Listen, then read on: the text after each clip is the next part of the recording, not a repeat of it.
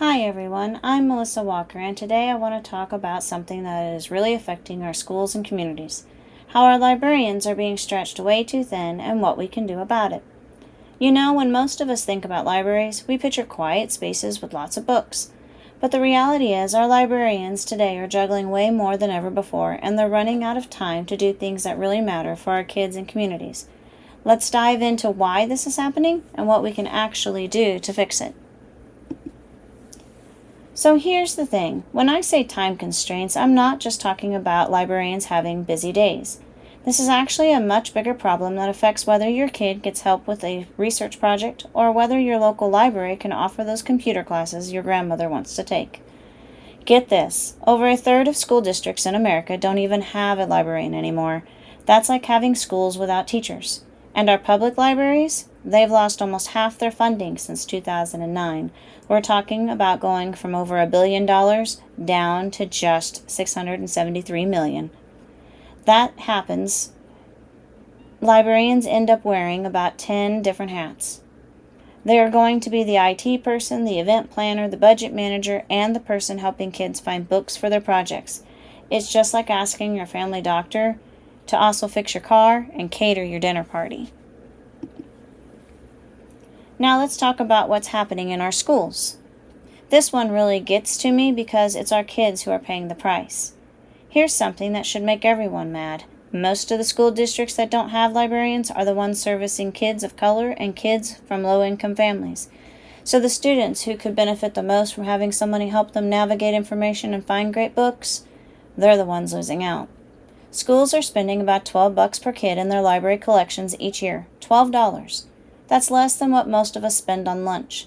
And because of this, the average book in a school library is over 15 years old. Imagine trying to do a science project with a book that still talks about Pluto as a planet. And here's what really frustrates me. A lot of times when a new principal comes in, they just don't get what school librarians do. They think, oh, we have Google now, we don't need a librarian.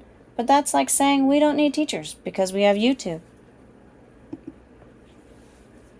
Public libraries are dealing with their own crazy challenges too. You know how libraries used to be mainly about books and maybe some magazines? Well, now they're basically community centers, tech support, and social services all rolled into one.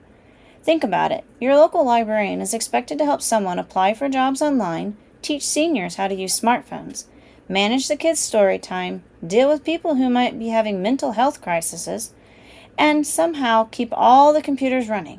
Most libraries don't even have a full-time tech person. Only 1 in 5 libraries have someone whose main job is to fix the computers.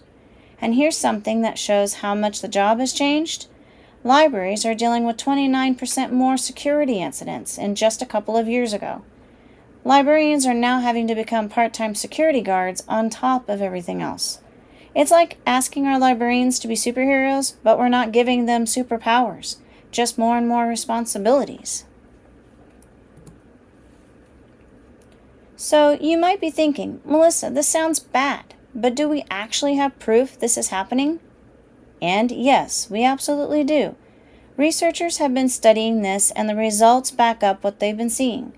There's a big study called SLIDE Project that looked at what really is happening with school librarians.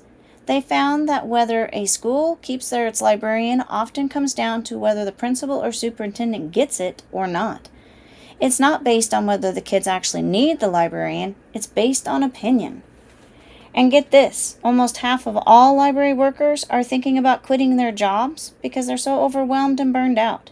That's nearly 1 out of every 2 librarians thinking about walking away from a job they probably loved when they started. The research shows that when libraries lose specialized staff, the remaining people have to pick up all those extra jobs, which means less time for actually helping people, and it's a vicious cycle.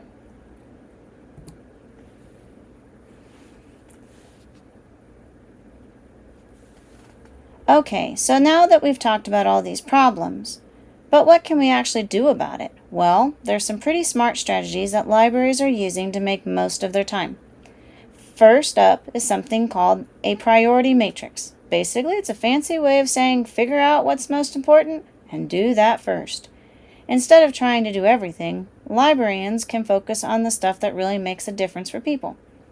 Then there's automation. Think self-checkout machines like at a grocery store. When people can check out their own books, that frees up the librarian to help a child who's stuck on their research project or teach somebody how to apply for a job online. Libraries are also getting smart about working together. Instead of every library trying to do everything on their own, they're sharing resources and expertise. It's like a neighborhood potluck. Everyone brings something different and we all eat better. And finally, protecting time for the most important stuff. Just like you might block out time for your kid's soccer game, basketball, or anything else, librarians need to block out time for core things that matter the most. Now, here's where it gets to be really good stuff. The solutions that can actually make a difference. And the best part? These aren't even my ideas. They're backed up by research that shows they actually work. First, we need to get serious about making sure schools have librarians. Some states are working on laws that would require a certain number of librarians for every so many students, kind of like how we have requirements for teachers. And they're trying to figure out how to fund it properly so that it's not just an unfunded mandate. Libraries are also getting creative about partnerships. They're working with community groups, nonprofits, and even businesses to share the load. It's like having a whole team instead of just trying to do everything yourself. Technology can be a huge help too, but this is important, only if it's done right. Libraries need upfront money to buy good systems and train people on how to use them. The federal government has grant programs that can help with this, but libraries need to know about them and to apply for them. And finally, some libraries are trying flexible staffing, maybe sharing a specialist across several branches or having people who can do multiple jobs. It's about being creative with the resources you have. So, here's the bottom line. Our libraries are drowning, and we don't have to just stand by and watch it happen. The research shows us clear ways to help, from better funding and smarter technology to creative partnerships and realistic staffing. The studies I have referenced here are all from this year and last year, so this is current, real information about what's happening in libraries right now. These aren't just academic papers gathering dust, they're roadmaps for making things better.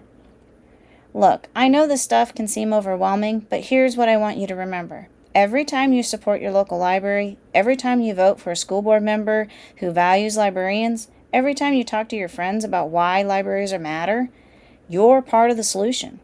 Our kids and our communities deserve libraries that work. Let's make sure that they get them. Thanks for listening, and let's keep this conversation going.